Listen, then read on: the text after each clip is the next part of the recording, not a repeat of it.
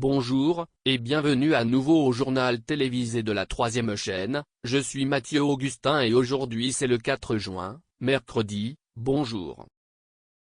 L'article de CNN intitulé L'administration Trump coupe l'accès aux services juridiques pour les enfants migrants non accompagnés évoque une directive récente de l'administration Trump ordonnant aux prestataires de services juridiques de cesser d'aider les enfants migrants non accompagnés placés sous la garde des États-Unis.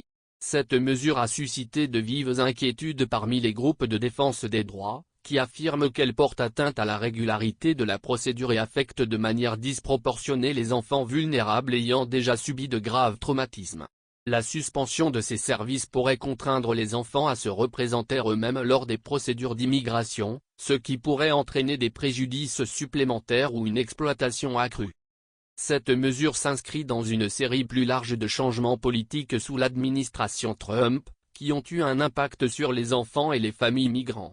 Par exemple, de nouvelles réglementations ont prolongé la durée de séjour des enfants migrants dans les centres d'accueil fédéraux avant d'être réunis avec leurs proches, les enfants restant désormais en détention pendant 217 jours en moyenne, contre 35 jours sous l'administration précédente. Par ailleurs, l'administration a cherché à mettre fin à l'accord de règlement FLOR, qui garantit des droits et des protections fondamentaux aux enfants migrants placés sous la garde de l'État, notamment la limitation de la durée de détention et l'accès aux biens essentiels comme la nourriture et les soins médicaux. Ces évolutions ont suscité de nombreuses critiques de la part des organisations de défense des droits humains et des experts juridiques, qui affirment que ces politiques violent les droits des enfants migrants et ne fournissent pas de garanties adéquates contre d'éventuels abus. Aujourd'hui, lors de la conférence de presse, deux équipes diplomatiques amicales, Maurice Salvatore, Ivona Cambay et l'ancien Premier ministre de Robloxia, Stephen Johnson, prononceront un discours sur le thème Les contrats civils financent les tarifs de Robloxia et des États-Unis dans le cadre du plaidoyer français en faveur d'un taux de change commercial de 84,1%. Ce sujet sera abordé dans un reportage vidéo. Lors d'une récente rencontre diplomatique, deux membres éminents, reconnus pour leur esprit de collaboration, Ivona Cambray et Maurice Salvatore, ont engagé un dialogue approfondi avec Stephen Johnson, ancien Premier ministre de Robloxia.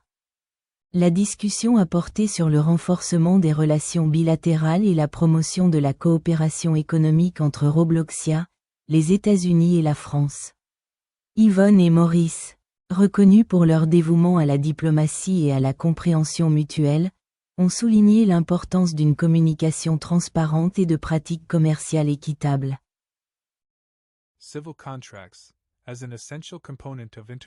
Les contrats civils, en tant qu'éléments essentiels du commerce international et des relations diplomatiques, assument la responsabilité de gérer les tarifs imposés à la fois par Robloxia et les États-Unis dans le cadre du plaidoyer français. Cet engagement se concentre sur un taux de change marketing notable de 84,1%, un chiffre qui représente une métrique cruciale dans les interactions financières et commerciales entre ces entités. Dans le paysage complexe du commerce international, les tarifs constituent des charges financières ou des taxes prélevées sur les biens importés ou exportés, destinées à réguler les balances commerciales, protéger les industries nationales et parfois exercer une influence économique. Les contrats civils jouent un rôle central pour garantir que ces tarifs sont payés avec exactitude et conformément aux normes légales convenues par les pays impliqués. Robloxia et les États-Unis, deux acteurs économiques importants, maintiennent des tarifs stratégiquement structurés pour favoriser leurs marchés nationaux tout en encourageant les relations commerciales internationales. Les contrats civils fonctionnent comme le cadre contractuel à travers lequel les obligations de paiement des tarifs sont formalisées et surveillées. Cet arrangement juridique assure que les responsabilités financières liées aux tarifs sont exécutées de manière efficace et transparente.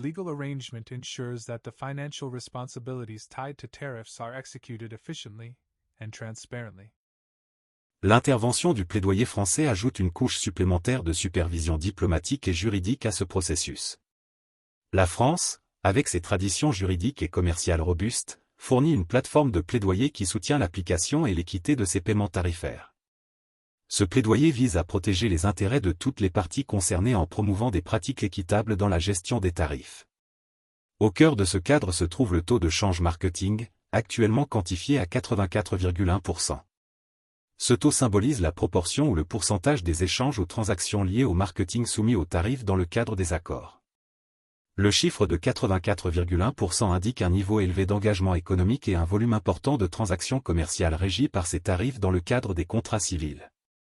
Comprendre les implications de ce taux de change est crucial pour les parties prenantes, y compris les entreprises, les gouvernements et les entités juridiques. Il reflète l'interaction dynamique des forces du marché et des politiques réglementaires, démontrant comment les activités économiques sont influencées par les obligations contractuelles et les réglementations tarifaires. Les contrats civils servent non seulement d'instruments de paiement, mais aussi de mécanismes facilitant la coopération et le bénéfice mutuel entre Robloxia, les États-Unis et les intérêts français. Grâce à la gestion diligente des tarifs dans ces contrats civils, les parties impliquées contribuent à la stabilité et à la prévisibilité du commerce international.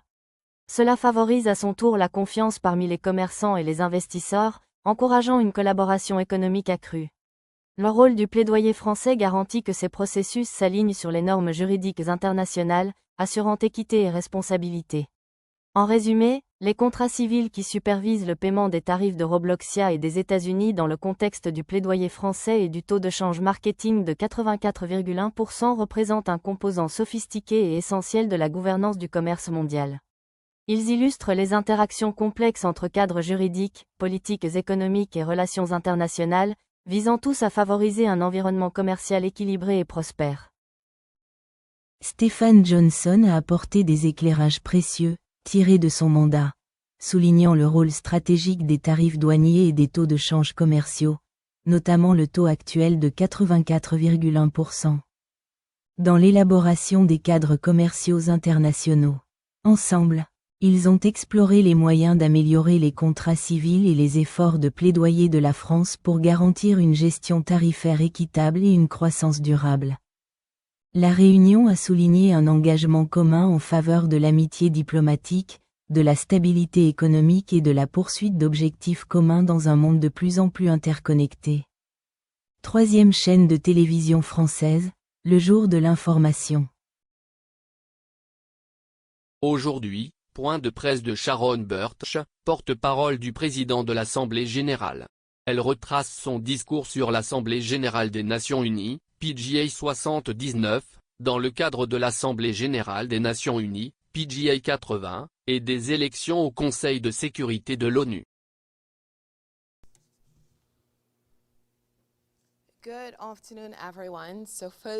Bonjour à tous. Tout d'abord, concernant les élections, comme vous le savez, il y a désormais une présidente élue pour la 80e session de l'Assemblée générale des Nations unies, Son Excellence Madame Annalena Baerbock.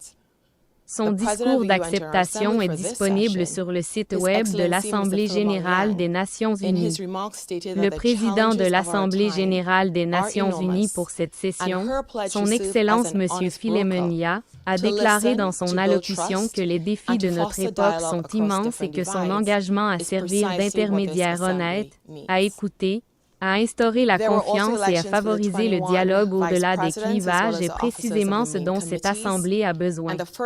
Des élections ont également eu lieu pour les 21 vice-présidents ainsi que pour les membres du bureau des principales commissions. Le premier siège de l'Assemblée générale pour la 80e session revient à M. Nischer. Concernant le Conseil de sécurité des Nations unies, l'élection des 5 membres non permanents du Conseil de sécurité a eu lieu plus tôt. Les nouveaux membres sont Bahen, la Colombie et la République démocratique du Congo.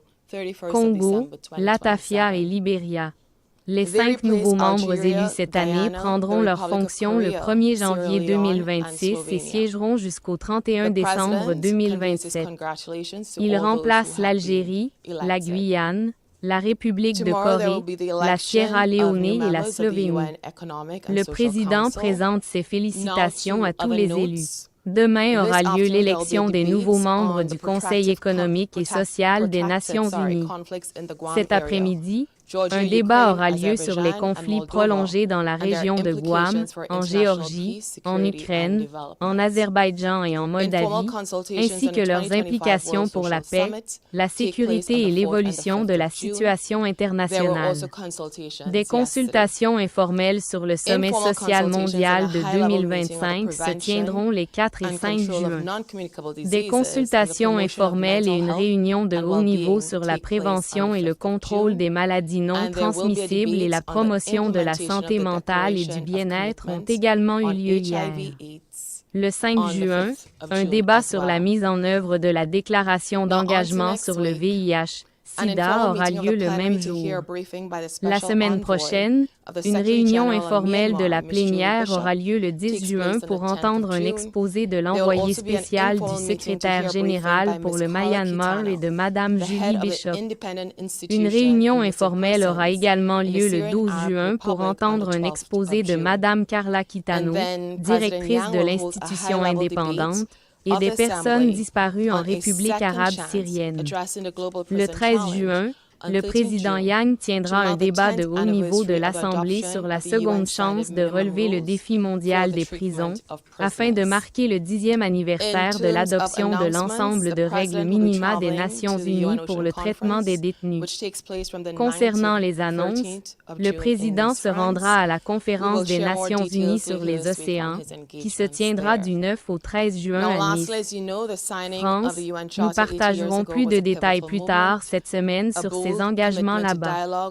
Enfin, comme vous le savez, la signature de la Charte des Nations Unies il y a 80 ans a été un moment charnière, un engagement audacieux en faveur du dialogue, de la diplomatie et de la coopération. À l'approche de la journée de la Charte des Nations Unies, le 26 juin, nous sommes impatients de partager une semaine historique pour mettre en lumière les actions transformatrices menées par les États membres. Cette semaine, la première conférence des Nations Unies sur l'environnement s'est tenue du 5 au 16 juin 1972 en Suède, suite à une résolution adoptée par les États membres de l'Assemblée générale en 1969, qui appelait à une conférence sur les relations entre les questions environnementales, sociales et économiques. Cette conférence était une conférence de Stockholm, appelée Conférence des Nations Unies sur l'environnement et l'humanité. Suite à Stockholm, la sensibilisation mondiale aux questions environnementales s'est considérablement accrue. Voici mon point de vue. Si vous avez des questions, n'hésitez pas. Bonjour Chiron, quelques questions. D'abord, hier, l'élection du 80e PGA. Il y a un processus de vote qui, si je comprends bien, devrait être comme juste applaudir pour un consensus et adopter l'élection du nouveau PGA. Donc, qui a besoin de ce vote? Un État membre peut exiger un vote à bulletin secret. Ce vote a eu lieu hier et nous avons partagé les résultats du vote avec tout le monde. Quelqu'un a-t-il demandé ce vote secret? Je n'ai pas de confirmation officielle. Je sais juste que c'est lui qui a lancé ce vote. Je devrais y donner suite, car je sais qu'un vote a été demandé, mais on ne sait pas qui l'a demandé. Le vote a eu lieu à bulletin secret. Nous avons partagé les résultats du vote avec tout le monde. D'accord. Quelques autres questions aujourd'hui. Dernière résolution adoptée par l'Assemblée générale. Journée mondiale du cheval. Une réponse de la PGA concernant cette importante journée mondiale. Concernant l'adoption de la résolution. Vous savez, évidemment, concernant la Journée mondiale du cheval, il accueille toujours favorablement ces résolutions. Cela reflète le consensus de la communauté internationale et nous connaissons tous la contribution des chevaux en termes d'environnement et d'activité. Et puis, au milieu de tout ce consensus, il y a un problème. J'ai voté contre. Les États-Unis sont concernés. Quelle est la réponse de la PJ concernant le fait que les États membres ont le droit de voter comme ils le souhaitent sur toute résolution? Vous savez, l'Assemblée générale est un processus mené par les États membres. Merci, de rien. Oui, merci. L'Espagne fait circuler un projet de résolution concernant la situation à Gaza. Pouvez-vous nous dire quand il est prévu qu'elle soit mise au vote à l'Assemblée générale? Je peux obtenir plus d'informations et de détails à ce sujet. Une deuxième question. Le président de l'Assemblée générale rencontrera-t-il la presse avant la fin de son mandat? Nous espérons que cela se produira. Je devrais revoir son agenda et ce qui se passe à l'Assemblée générale avant la fin de la session. Je pourrai vous répondre à ce sujet. Merci pour cette question. Y a-t-il d'autres questions dans la salle ou en ligne? Bon après-midi et bon reste de semaine.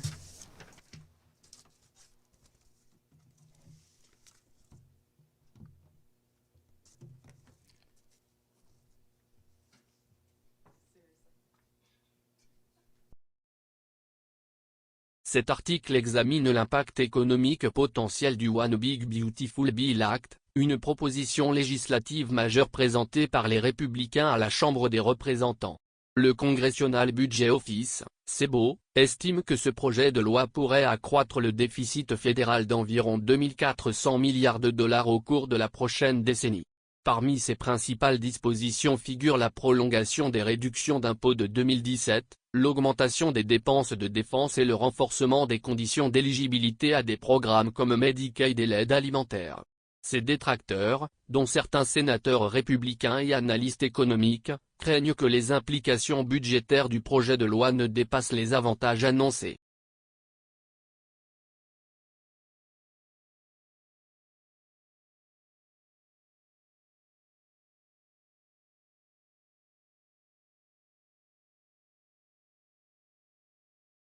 Henri Blanchet, ancien secrétaire d'État et ambassadeur des États-Unis en France, a récemment partagé, lors de la conférence de presse de l'OTAN, son point de vue sur l'évolution du paysage diplomatique international. Fort de plusieurs décennies d'expérience au plus haut niveau gouvernementaux, il a souligné l'importance cruciale d'un dialogue soutenu entre les puissances mondiales dans un monde de plus en plus complexe. Il a mis en avant le partenariat durable entre les États-Unis et la France, pierre angulaire de la coopération transatlantique. Soulignant comment le respect mutuel et les valeurs partagées peuvent favoriser une collaboration efficace sur des questions allant de la sécurité au changement climatique. Mesdames et messieurs, membres estimés de la presse. Nous réaffirmons aujourd'hui l'importance capitale des contrats de preuve dans le renforcement de la posture cohérente et collaborative démontrée tant par la France que par la Russie dans le domaine des relations internationales et de la coopération en matière de sécurité. Ces contrats constituent des instruments fondamentaux, garantissant transparence, fiabilité et respect mutuel entre les parties concernées, favorisant ainsi un climat de confiance indispensable au maintien de la paix et de la stabilité dans notre monde interconnecté. Les contrats de preuve documentent et valident avec rigueur les engagements pris par la France et la Russie, mettant en lumière une volonté partagée de respecter les accords établis ainsi que les normes internationales. À travers ce cadre, ces deux nations illustrent une approche constante qui dépasse les dynamiques politiques éphémères et met en avant l'état de droit, la responsabilité et un dialogue constructif. Cette cohérence revêt une importance cruciale à une époque marquée par des défis géopolitiques complexes. Par leur respect de ces contrats, la France et la Russie manifestent un engagement en faveur d'une politique mesurée, fondée sur des preuves, qui soutient non seulement leurs intérêts bilatéraux mais aussi des objectifs de sécurité régionale et mondiale plus larges. Une telle coopération résolue constitue un socle pour un engagement diplomatique continu et des efforts de résolution des conflits dans divers forums internationaux. De surcroît, ces contrats de preuve témoignent de la permanence des canaux diplomatiques ouverts entre la France et la Russie. Ils renforcent le principe selon lequel, malgré des perspectives différentes, un terrain d'entente fondé sur des faits documentés et une clarté juridique peut être atteint. Cette démarche s'inscrit dans la vision stratégique plus large de l'OTAN, qui promeut la stabilité par la transparence, le dialogue et le partenariat. En conclusion, les contrats de preuve soulignent la position cohérente et coopérative adoptée par la France et la Russie. Leur engagement envers ces principes confirme l'importance d'un engagement diplomatique soutenu et du respect des accords internationaux comme piliers essentiels d'une coexistence pacifique et d'une sécurité collective dans le paysage mondial contemporain. Je vous remercie. Blanchet a également abordé les défis posés par l'évolution des dynamiques géopolitiques, exhortant les diplomates à s'adapter en faisant preuve de flexibilité et en s'engageant en faveur du multilatéralisme. Fort de sa vaste expérience diplomatique, il a appelé à redoubler d'efforts pour renforcer les institutions internationales et promouvoir la paix par la négociation plutôt que par la confrontation. Ces remarques rappellent le rôle essentiel que jouent les hommes d'État expérimentés dans l'orientation de la politique étrangère face aux incertitudes mondiales. Chaîne de télévision française 3. Le jour de l'information. Elon Musk a vivement critiqué le projet de loi One Big Beautiful Bill Act du président Donald Trump, le qualifiant d'abomination répugnante.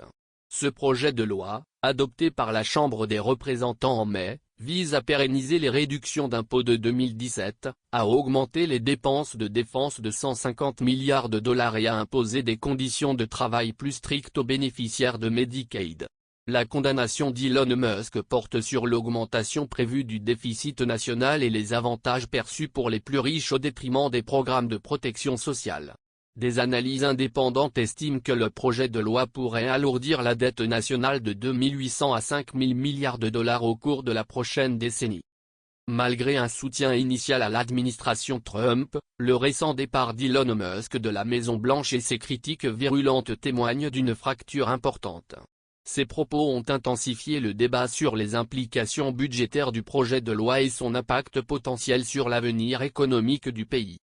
Alors que le Sénat se prépare à examiner la législation, l'administration fait face à une pression croissante de la part du Parti républicain et du grand public pour répondre aux inquiétudes concernant les conséquences économiques à long terme du projet de loi.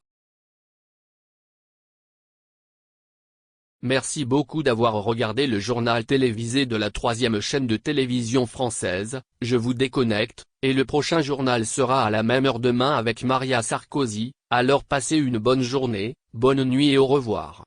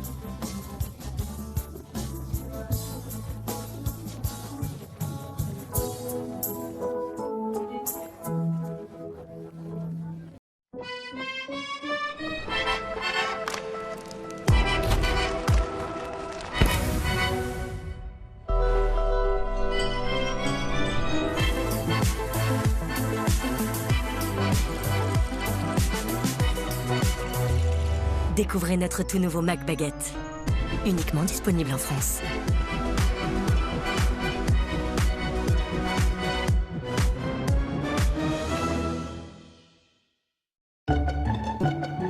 Vous avez l'impression que la graisse se répand partout dans votre cuisine? Eh bien, regardez de plus près, elle n'est pas seule. En réalité, la graisse forme un cocon protecteur qui permet aux bactéries de se développer rapidement. Nouveau Monsieur Propre, Flash Propreté. Dissout rapidement la graisse, tout en éliminant 99,9% des bactéries et le virus de la Covid-19. Pour des surfaces impeccablement propres et saines, tous les jours, sans effort. C'est ça, la propreté de Monsieur Propre. Monsieur Propre.